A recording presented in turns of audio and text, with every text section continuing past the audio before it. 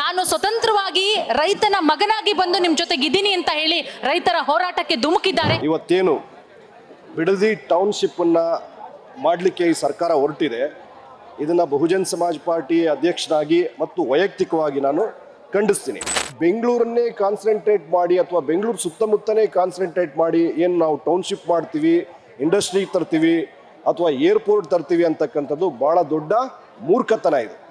So ಹಾಗಾಗಿ ಬಿಡದಿಯ township ಏನಿದೆ, ಈ ಟೌನ್ಶಿಪ್ ಯೋಜನೆಯನ್ನು ಸಂಪೂರ್ಣವಾಗಿ ರದ್ದು ಮಾಡಬೇಕು. ಉತ್ತರ ಕರ್ನಾಟಕವನ್ನು ನೀವು ಕಾನ್ಸಂಟ್ರೇಟ್ ಮಾಡಿ ಯಾವ ಕಾರಣಕ್ಕೂ ಬಿಡದಿ ಟೌನ್ಶಿಪ್ಪನ್ನು ನೀವು ಮಾಡಬಾರ್ದು ಅಂತೇಳಿ ನಾವು ಈ ಸಂದರ್ಭದಲ್ಲಿ ಹೇಳಕ್ಕೆ ಬಯಸ್ತೀವಿ. ನನ್ನ ಪ್ರಕಾರ ಈ ಹೋರಾಟ ಏನು JDS ಪರವಾದಂಥ ಹೋರಾಟ ಅಥವಾ ಕಾಂಗ್ರೆಸ್ ವಿರುದ್ಧವಾದಂಥ ಹೋರಾಟ ಅಂತ ನಾವು ಭಾವಿಸಲ್ಲ. ಈ ಹೋರಾಟ ರೈತರ ಪರವಾದಂಥ ಹೋರಾಟ. ಇದು ರಾಜಕೀಯದ ಹೆಸರಿನಲ್ಲಿ ಅಥವಾ JDS ಅಥವಾ ಇತರೆ ಹೆಸರಿನಲ್ಲಿ ರೈತರನ್ನ ಹೊಡಿತಕ್ಕಂಥ, ರೈತರನ್ನ ದಿಕ್ತಪ್ಪಿಸ್ತಕ್ಕಂಥ, ಆ ಮುಖಾಂತರ ರೈತರ ಭೂಮಿಯನ್ನ ಕಿತ್ಕೊಳ್ತಕ್ಕಂಥ ಕೆಲಸವನ್ನ ಯಾವ ಕಾರಣಕ್ಕೂ ಈ ಸರ್ಕಾರ ಮಾಡಬಾರದು. ನೋಡಿ, ಬಿಡದಿ ಟೌನ್ಶಿಪ್ ಅನ್ನ ವಿರೋಧಿಸಿ ಈ ಭಾಗದ ರೈತರು ಮಾಡ್ತಾ ಇರುವಂತಹ ಹೋರಾಟ 494 ದಿನಕ್ಕೆ ಕಾಲಿಟ್ಟಿದೆ. ಪಕ್ಷಾತೀತವಾಗಿ ಪ್ರತಿಯೊಬ್ಬರು ಕೂಡ ಬಂದು ರೈತರ ಹೋರಾಟಕ್ಕೆ ಬೆಂಬಲವನ್ನ ಕೊಡ್ತಾ ಇದ್ದಾರೆ. ಈಗ ನಮ್ಮ ಜೊತೆಗೆ ಬಹುಜನ ಸಮಾಜವಾದಿ ಪಕ್ಷದ ರಾಜ್ಯಾಧ್ಯಕ್ಷರಾದಂತಹ ಕೃಷ್ಣಮೂರ್ತಿ ಸರ್ ಅವರು ಕೂಡ ರೈತರ ಬಳಿ ಬಂದು ರೈತರ ಅಹವಾಲುವನ್ನ ಸ್ವೀಕರಿಸಿ ಕೊನೆಯವರೆಗೂ ಕೂಡ ನಿಮ್ ಜೊತೆಗೆ ನಾನು ನಿಲ್ತೀನಿ, ಇಲ್ಲಿ ನಾನು BSP ಪಕ್ಷದಿಂದ ಬಂದವನಲ್ಲ, ನಾನು ಸ್ವತಂತ್ರವಾಗಿ ರೈತನ ಮಗನಾಗಿ ಬಂದು ನಿಮ್ ಜೊತೆಗಿದ್ದೀನಿ ಅಂತ ಹೇಳಿ ರೈತರ ಹೋರಾಟಕ್ಕೆ ಧುಮುಕಿದ್ದಾರೆ.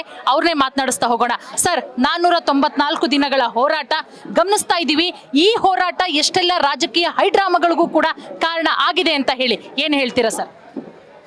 ಬಹಳ ಮುಖ್ಯವಾಗಿ ಇವತ್ತೇನು ಬಿಡದಿ ಟೌನ್ಶಿಪ್ ಅನ್ನ ಮಾಡಲಿಕ್ಕೆ ಈ ಸರ್ಕಾರ ಹೊರಟಿದೆ, ಇದನ್ನು ಬಹುಜನ್ ಸಮಾಜ್ ಪಾರ್ಟಿ ಅಧ್ಯಕ್ಷನಾಗಿ ಮತ್ತು ವೈಯಕ್ತಿಕವಾಗಿ ನಾನು ಖಂಡಿಸ್ತೀನಿ. ಈಗಾಗಲೇ ಬೆಂಗಳೂರು 1,50,00,000 ಅಂದರೆ 1.5 ಕೋಟಿಯಷ್ಟು ಜನಸಂಖ್ಯೆ ಇರತಕ್ಕಂಥ ಒಂದು ದೊಡ್ಡ ನಗರವಾಗಿ ಇವತ್ತು ಇಡೀ ರಾಜ್ಯದ ವಲಸೆ ಕಾರ್ಮಿಕರು ದೇಶದ ಬೇರೆ ಬೇರೆ ರಾಜ್ಯಗಳಿಂದ ಬಂದು ಬೆಂಗಳೂರಲ್ಲಿ ನೆಲೆಸಿ ಇವತ್ತು ಕರ್ನಾಟಕಕ್ಕೆ ದೊಡ್ಡ ಅಪಾಯವನ್ನು ತಂದೊಡ್ಡಿದ್ದಾರೆ.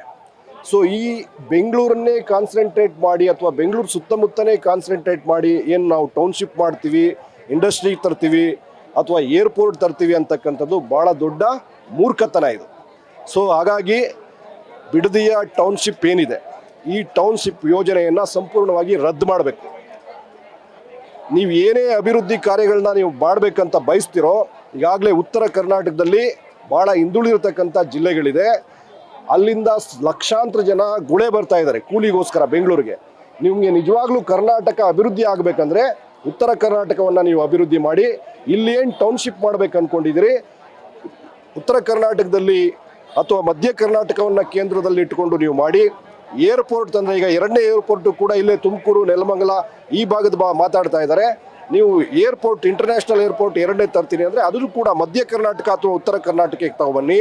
ಕೈಗಾರಿಕಾ ಅಭಿವೃದ್ಧಿ ಯೋಜನೆಗಳನ್ನ ತರಬೇಕು, ಇಂಡಸ್ಟ್ರಿಯಲ್ ಏರಿಯಾ ಮಾಡಬೇಕಂದ್ರೆ ಅದನ್ನು ಉತ್ತರ ಕರ್ನಾಟಕದಲ್ಲಿ ನೀವು ಮಾಡಿ. ಆ ಮುಖಾಂತರ ಇವತ್ತೇನು ಇಂಬ್ಯಾಲೆನ್ಸ್ ಆಗ್ತಾ ಇದೆ ಬೆಂಗಳೂರು ಅಥವಾ ದಕ್ಷಿಣ ಕರ್ನಾಟಕ ಮತ್ತು ಉತ್ತರ ಕರ್ನಾಟಕದ ಅಭಿವೃದ್ಧಿ ಹೆಸರಿನಲ್ಲಿ ಏನು ಇಂಬ್ಯಾಲೆನ್ಸ್ ಆಗ್ತಾ ಇದೆ, ಅದನ್ನು ಏನು ಸರಿ ಮಾಡ್ತಕ್ಕಂಥ ಕೆಲಸವನ್ನು ನಿಮಗೆ ನಿಜವಾಗಿಯೂ ರಾಜ್ಯದ ಜನತೆಯ ಮೇಲೆ ಇಚ್ಛಾಶಕ್ತಿ ಇದ್ದರೆ, ಅಭಿವೃದ್ಧಿ ಬಗ್ಗೆ ಇಚ್ಛಾಶಕ್ತಿ ಇದ್ದರೆ ಉತ್ತರ ಕರ್ನಾಟಕವನ್ನು ನೀವು ಕಾನ್ಸಂಟ್ರೇಟ್ ಮಾಡಿ. ಯಾವ ಕಾರಣಕ್ಕೂ ಬಿಡದಿ ಟೌನ್ಶಿಪ್ಪನ್ನು ನೀವು ಮಾಡಬಾರ್ದು ಅಂತೇಳಿ ನಾವು ಈ ಸಂದರ್ಭದಲ್ಲಿ ಹೇಳಕ್ಕೆ ಬಯಸ್ತೀವಿ. ಖಂಡಿತ ಸರ್. ಈಗ ನೀವು ನಿಮ್ಮ ಪಕ್ಷದ ವತಿಯಿಂದ ಬಂದಿಲ್ಲ, ಒಬ್ಬ ರೈತರ ಪರವಾಗಿ ನಿಲ್ಲುವಂತಹ ನಾಯಕನಾಗಿ ಬಂದಿದ್ದೀರಾ. ಸದ್ಯ ಈ ಹೋರಾಟ ನೋಡಿ ಸರ್, 494 ದಿನದಿಂದ ಅನ್ನದಾತರು ಹೋರಾಟ ಮಾಡ್ತಾ ಇದ್ದಾರೆ. ಬಟ್ ಈಗ ಕಳೆದ ಒಂದು 2-3 ತಿಂಗಳಿನಿಂದ ಇದು ಬಹಳ ತೀವ್ರ ಸ್ವರೂಪ ಪಡ್ಕೊಂಡಿದೆ. ಅದರಲ್ಲೂ ಕೂಡ DK ಶಿವಕುಮಾರ್ ಅವರು ಮುಖ್ಯಮಂತ್ರಿ ಆದ ನಂತರ ಬೇರೆ ಬೇರೆ ರೀತಿಯ ಟರ್ನ್ಗಳನ್ನು ಪಡ್ಕೊಳ್ತಾ ಇದೆ. ರಾಜಕೀಯ ಕೆಸರರ ಚಾಟಕ್ಕೂ ಕೂಡ ಕಾರಣ ಆಗ್ತಾ ಇದೆ. ನಾನಾ ನೀನಾ ನೋಡೇ ಬಿಡೋಣ ಅನ್ನೋ ಮಟ್ಟಿಗೆ ಈ ರೀತಿಯ ಕೆಸರರ ಚಾಟದ ಬಗ್ಗೆ ಏನು ಹೇಳ್ತೀರಾ? ನೋಡಿ, ಇದು ಬಹಳ ಮುಖ್ಯವಾಗಿ ಜನರನ್ನ ದಿಕ್ತಪ್ಪಿಸ್ತಕ್ಕಂಥ ಕೆಲಸ ಇದು.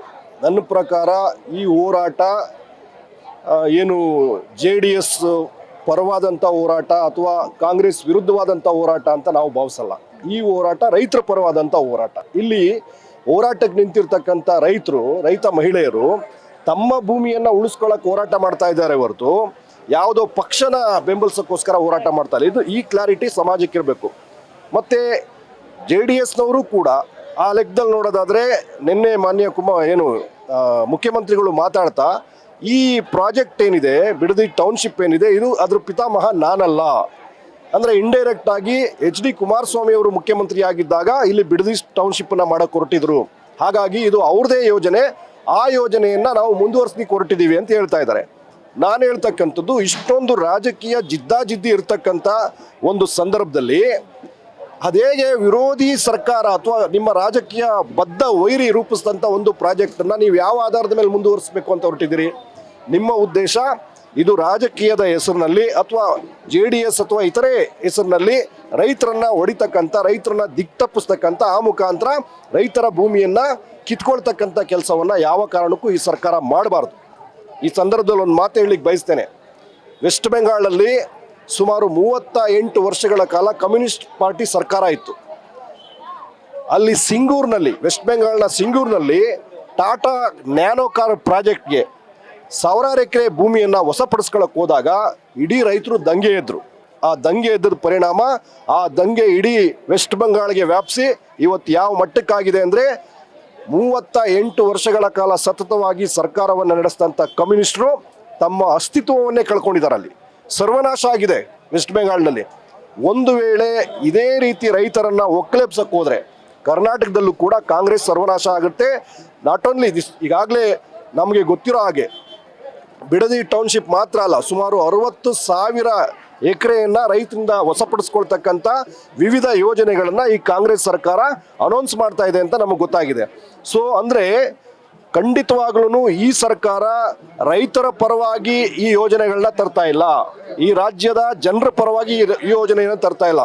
ಮೇಲ್ನೋಟಕ್ಕೆ ಅಥವಾ ಎದ್ದು ಕಾಣಿಸ್ತಾ ಇರೋದೇನಂತಂದರೆ ಈ ಸರ್ಕಾರ ರಿಯಲ್ ಎಸ್ಟೇಟ್ ಉದ್ಯಮಿಗಳಿಗೆ ಮತ್ತು ದೊಡ್ಡ ದೊಡ್ಡ ಉದ್ಯಮಿಗಳಿಗೆ ರೈತರ ಭೂಮಿಯನ್ನು ಕಿತ್ತು ಅವ್ರಿಗೆ ದಾರೆ ಎರಿತಕ್ಕಂಥ ಕೆಲಸವನ್ನು ಆ ರಿಯಲ್ ಎಸ್ಟೇಟ್ ಲಾಬಿಗೆ, ಉದ್ಯಮಿಗಳ ಲಾಬಿಗೆ ಈ ಸರ್ಕಾರ ಮಣಿದಿದೆ. ಮತ್ತು ಆ ಮುಖಾಂತರ ಸಾವಿರಾರು ಕೋಟಿ ದುಡ್ಡನ್ನು ಈ ಹಿಂಬಾಗಿಲ ರೂಪದಲ್ಲಿ ಪಡಿತಕ್ಕಂಥ ಯೋಜನೆ ಇದಾಗಿರೋದ್ರಿಂದ ಯಾವ ಕಾರಣಕ್ಕೂ ಈ ಯೋಜನೆಗೆ ಬಹುಜನ್ ಸಮಾಜ್ ಪಾರ್ಟಿ ಮತ್ತು ವೈಯಕ್ತಿಕವಾಗಿ ನಾವು ಸಹಮತ ಇಲ್ಲ. ರೈತರನ್ನು ಯಾವ ಕಾರಣಕ್ಕೂ ಒಕ್ಕಲೆಬ್ಬಿಸಬಾರ್ದು. ನೀವು ಒಕ್ಕಲೆಬ್ಸಿದ್ದೆ ಆದರೆ ಏನು ವೆಸ್ಟ್ ಬೆಂಗಾಲಲ್ಲಾಯಿತೋ ಖಂಡಿತವಾಗ್ಲೂ ಕರ್ನಾಟಕದಲ್ಲೂ ಆಗುವಂಥ ಸನ್ನಿವೇಶ ನಿರ್ಮಾಣ ಆಗ್ಬೋದು. ಈಗಾಗಲೇ ಇಷ್ಟೊಂದು 490 ದಿನಗಳು ಶಾಂತಿಯುತವಾಗಿ ಪ್ರತಿಭಟನೆ ಮಾಡಿದಂಥ ರೈತ ಮಹಿಳೆಯರು ಸರ್ವೆಗೆ ಬಂದಂಥ ಅಧಿಕಾರಿಗಳಿಗೆ ಪೊರಕೆ ತಗೊಂಡು ಹೊಡೆದಿದ್ದಾರೆ. ನನ್ನ ಪ್ರಕಾರ, ನಾನು ಮಾಧ್ಯಮಗಳಿಗಾಗಲೇ ಹೇಳಿಕೆ ಕೊಟ್ಟಾಗೆ, ಇದು ಅಧಿಕಾರಿಗಳಿಗೆ ಮಾಡಿರ್ತಕ್ಕಂಥ ಪೊರಕೆ ಸೇವೆ ಅಲ್ಲ, ಅದು ಆ ಆಕ್ರೋಶ ಈ ಕಾಂಗ್ರೆಸ್ ಸರ್ಕಾರ ಮತ್ತು DK ಶಿವಕುಮಾರ್ ಮೇಲೆ ಮಾಡಿರ್ತಕ್ಕಂಥ ಆಕ್ರೋಶ. ಇದು ಅವ್ರಿಗೆ ಬಿದ್ದಿರ್ತಕ್ಕಂಥ ಪೊರಕೆ ಇಟ್ ಅಂತ ನಾನಾದರೂ ಭಾವಿಸ್ಕೋತೀನಿ. ಸೊ ಮುಖ್ಯಮಂತ್ರಿಯವ್ರು ನೆನೆ ಮಾಧ್ಯಮದಲ್ಲಿ ಮಾತಾಡುವಾಗ ನೀವು ಅಧಿಕಾರಿಗಳಿಗೆ ಹೊಡಿಬೇಡಿ, ನನಗೆ ಹೊಡಿರಿ ಅಂತ. ನಿಮ್ಗೆ ನಿಜವಾಗ್ಲೂ ರೈತರ ಬಗ್ಗೆ ಕಾಳಜಿ ಇದ್ದರೆ ನೀವು ಇಲ್ಲಿ ಬನ್ನಿ, ರೈತರಿಗೆ ನೀವು ಒಂದು ಭರವಸೆ ಕೊಡಿ. ನಿನ್ನೆ ಏನು ಹೇಳಿದ್ದಾರೆ, ಇನ್ನು 2 ತಿಂಗಳು ನಾನು ಈ ವಿಚಾರಕ್ಕೆ ಹೋಗೋದಿಲ್ಲ, ನಾವೊಂದು ಸಮಿತಿಯನ್ನು ರಚನೆ ಮಾಡಿದ್ದೀವಿ, ಆ ಸಮಿತಿ ವರದಿ ಕೊಟ್ಟ ನಂತರ ನಾನು ಮುಂದುವರಿತೇನೆ, ಮತ್ತೆ ಬಲವಂತವಾಗಿ ಯಾವುದೇ ರೈತರಿಂದ ನಾವು ಭೂಮಿಯನ್ನು ಸ್ವಾಧೀನಪಡಿಸ್ಕೊಳ್ಳಲ್ಲ, ಸ್ವ ಇಚ್ಛೆಯಿಂದ ಯಾರು ಭೂಮಿ ಕೊಡ್ತಾರೋ ಅವ್ರ ಹತ್ರ ಮಾತ್ರ ಭೂಮಿಯನ್ನು ಪಡ್ಕೊಳ್ತೀವಿ ಅಂತ ಹೇಳಿದ್ದಾರೆ. ಮುಖ್ಯಮಂತ್ರಿಯವರ ಈ ಹೇಳಿಕೆ ಮೇಲೆ ಮುಖ್ಯಮಂತ್ರಿ ಎಷ್ಟು ದ್ವಂದ್ವ ಇದೆ ಮತ್ತೆ ಆ ಹೇಳಿಕೆಯಲ್ಲಿ ಜನರನ್ನ ದಿಕ್ತಪ್ಪಿಸ್ತಕ್ಕಂಥ ಎಂಥ ಕುತಂತ್ರ ಇದೆ ಅಂತ ಅಲ್ಲೇ ಗೊತ್ತಾಗುತ್ತೆ. ಸೊ 4 ಹಳ್ಳಿನಲ್ಲಿ ಭೂ ಸ್ವಾಧೀನ ಪ್ರಕ್ರಿಯೆಗೆ ನೋಟಿಫಿಕೇಶನ್ ಒಂದು ಕಡೆ ಹೊರಡಿಸೋದು, ಇನ್ನೊಂದು ಕಡೆ ಸಮಿತಿ ರಚನೆ ಮಾಡೋ ಅಂಥದ್ದು. ಇದು ಇವರ ರೈತರನ್ನ ದಿಕ್ತಪ್ಪಿಸ್ತಕ್ಕಂಥ, ಸಮಾಜವನ್ನ ದಿಕ್ತಪ್ಪಿಸ್ತಕ್ಕಂಥ ಕೆಲಸ. ರೈತರು ಕೂಡ ಅಷ್ಟೇನು ದಡ್ರಲ್ಲ, ಸಮಾಜನೂ ಕೂಡ ಅಷ್ಟು ದಡ್ರೇನಲ್ಲ. ನಿಮ್ಮ ಈ ಕುತಂತ್ರ ಯಾವ ಕಾರಣಕ್ಕೂ ನಡೆಯೋದಿಲ್ಲ. ನಿಮ್ಮ ರಿಯಲ್ ಎಸ್ಟೇಟ್ ದಂಧೆಗೆ, ಉದ್ಯಮಿಗಳಿಗೆ ರೈತರ ಭೂಮಿಯನ್ನು ಕಿತ್ಕೊಡ್ತಕ್ಕಂಥ ಒಂದು ಕುತಂತ್ರಕ್ಕೆ ಖಂಡಿತವಾಗ್ಲೂ ರೈತರು ಬಲಿಯಾಗೋದು ಬೇಡ. ಮತ್ತೆ ಈ ಯೋಜನೆ ಇದೆಯಲ್ಲ, ಏನು ಈ ಯೋಜನೆಗಳೆಲ್ಲ ಟೌನ್ಶಿಪ್ಪು, ಏರ್ಪೋರ್ಟು, ಈ ಯೋಜನೆಯಿಂದ ಭೂಮಿ ಕಿತ್ಕೊಳ್ತಾ ಇದ್ದಾರಲ್ಲ.